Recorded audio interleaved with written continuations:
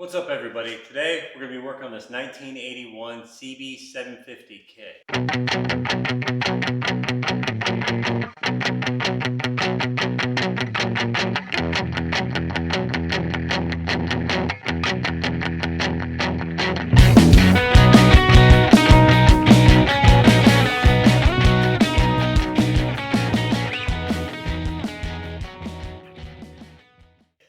This bike hasn't been run since 2011.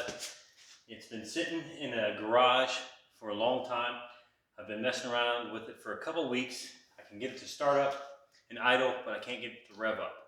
So today I'm gonna go ahead, pull the tank back off, pull the carburetors back off. I ordered a bunch of parts from 4into1.com to rebuild the carburetors, replace the coil packs and the wires. So today we're gonna get after it and go ahead and rebuild these carburetors. But first, I'm gonna go ahead and get this fuel tank off and then start pulling off the air box and get everything disconnected, pulled out, and start tearing into these carburetors.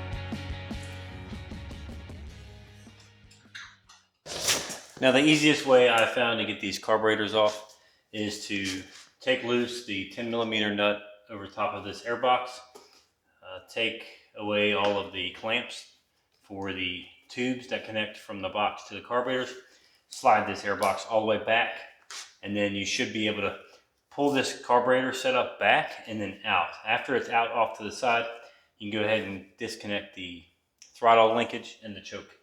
So we're going to go ahead and get these vacuum lines out the way as well.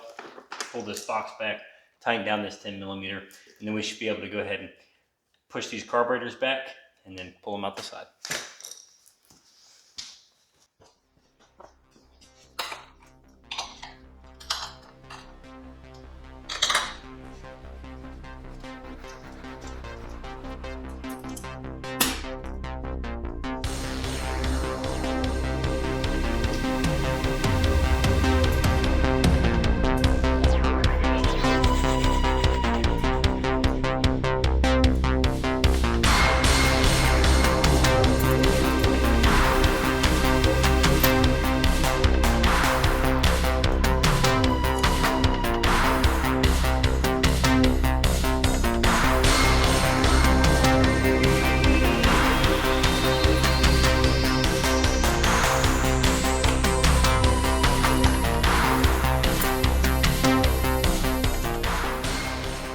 Keep an eye on your tubes. See a tube connected at an angle to the outside carburetors, and the inner carburetors tubes are straight. So just make sure you keep an eye on which ones you got. It's pretty easy to figure out once you get the carbs back on.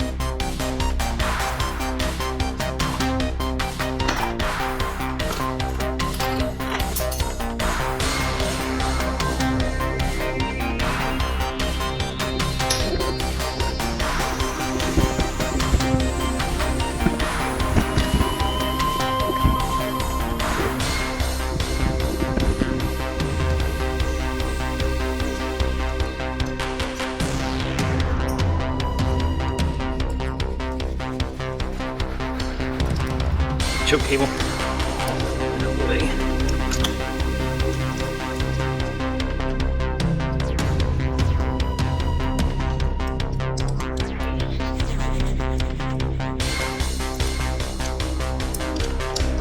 one.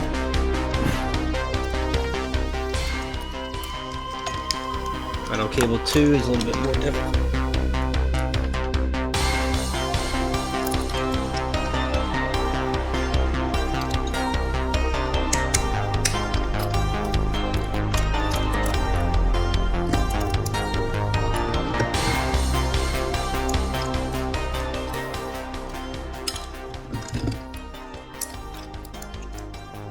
Carburetor is free.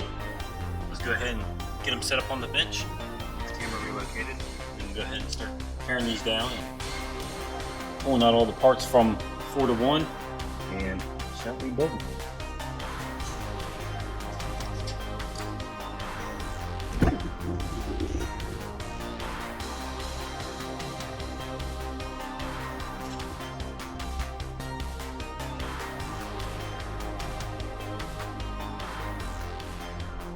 We've got the carburetors off and on the bench.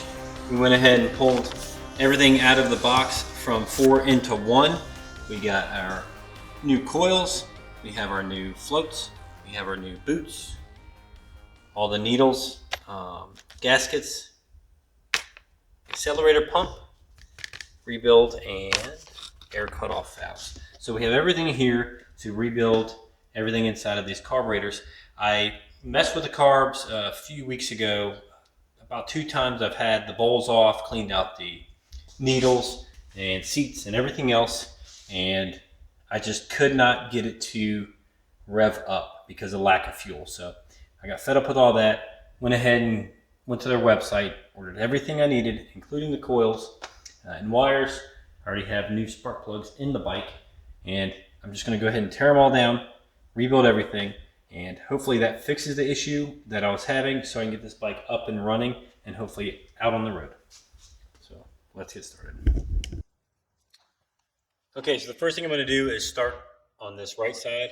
I'll go ahead and get the bowl off and everything. I'll probably go ahead and work one carb at a time. That way I can always use another carb for reference.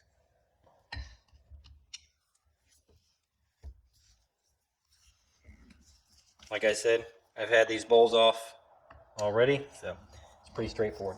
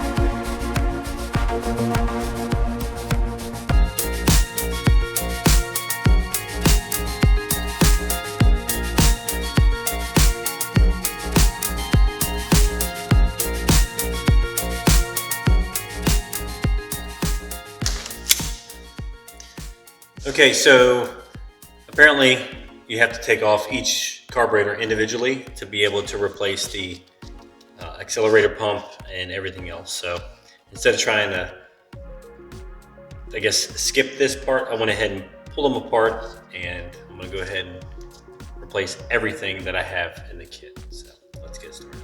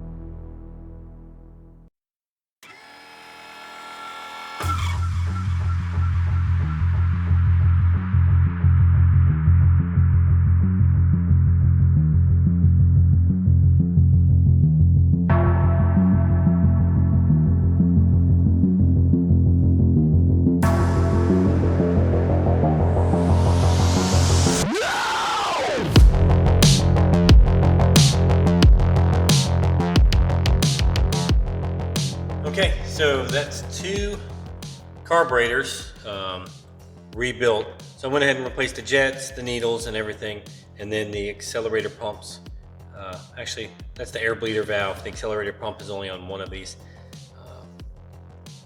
carburetors. So I'm gonna go ahead and get through the other 2. It doesn't take too long. You just gotta take your time, pay attention, and just kind of remember where everything goes. There is a specific order on which jet sits where. There's a 102 and a 68 jet. The 102 goes toward the larger port in your carburetor, and then the 68 is on the smaller side of the carburetor. So just pay attention. Like I said, I'm doing one at a time. That way I can use the other ones for reference. You probably saw as I was cutting to this video, me open up this other carburetor and then reference those jets to make sure I got the numbers in the right order. So we're gonna go ahead and get these other 2 apart, cleaned, and everything replaced inside, and get her all back together. So we're going to get on to the fourth and final carburetor. This third carburetor over here had the needle stuck in it, and I had to go ahead and drill it out past the threads that threaded in and go ahead and pull this out. Unfortunately, these are very soft, so when you get inside here, be careful with the needles and seats and everything like that, because they are made out of a softer material and you're liable to strip it. Someone had been in this carburetor before me, and I noticed that it was stripped. So I tried to get it out the best I could, just stripped it further. So I drilled it out very slowly and carefully last night. Took a while, took my time, used a tap and die to chase the threads, got it out, dropped the new one in, and it's ready to go. So let's go ahead and start tearing this fourth carburetor down.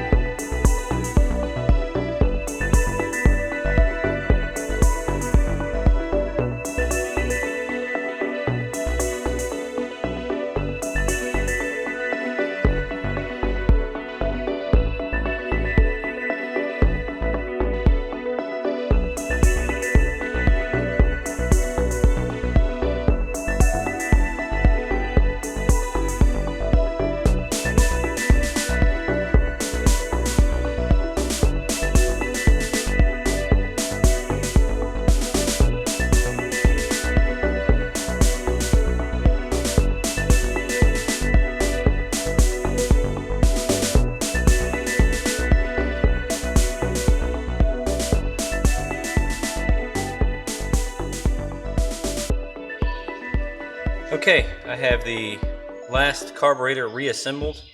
I've got the new accelerator pump installed, the new needles, the seats, gaskets.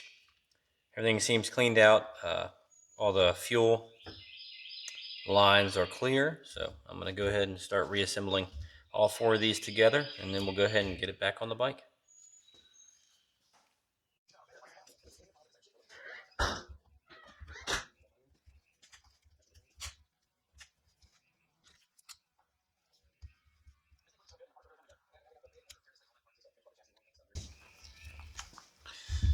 So what I'm trying to do here is there is a spring-loaded screw on this choke body, and this choke body here is like a fork that accepts the screw between two washers and a spring.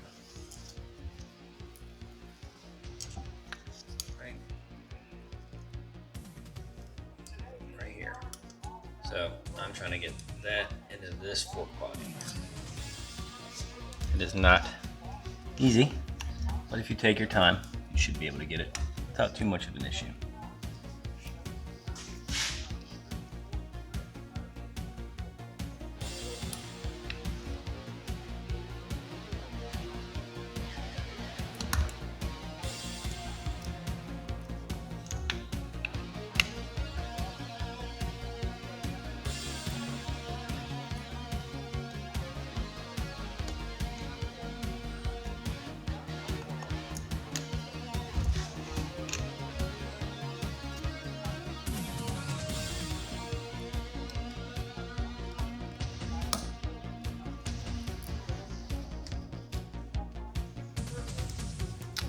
Okay, I've gone ahead and gotten the second two carburetors together.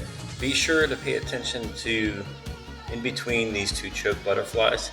There's actually a spring that sits in between the two to create pressure between these two pieces, because you're bolted back here and on the front. At least that's what I think it does. It was there, I took it apart.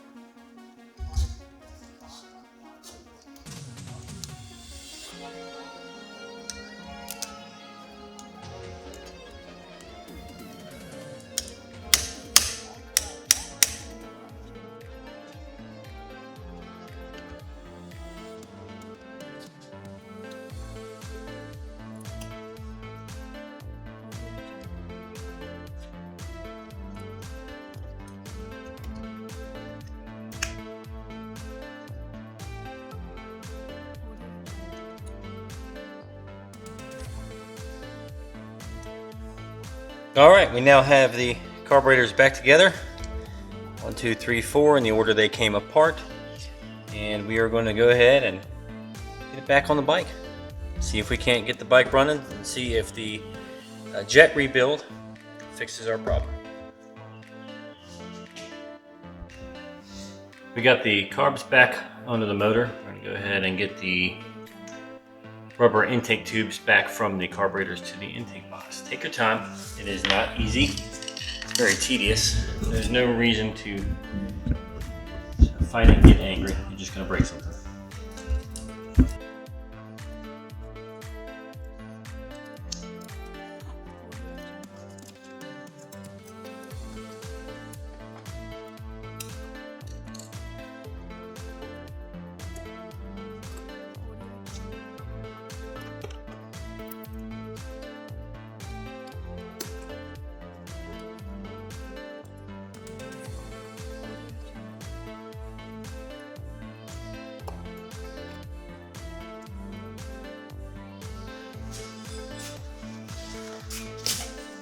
All right, carburetors installed.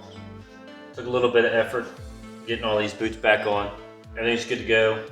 I bypassed the auto petcock because it's not working correctly and I cannot find a rebuild kit for that. So right now I'm bypassing it. You just have to remember to turn off the fuel on the fuel valve. So I'll go ahead and fire it up.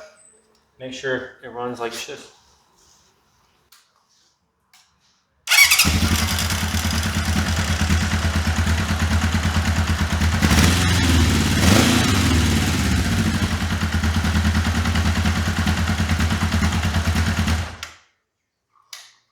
All good to go, not gonna lie. I already ran this before I started shooting this second part of this video. I adjusted the carburetor idle via the screw on the bottom. Didn't really have to make any more adjustments other than that. So we're good to go. And this thing should be on the road this afternoon.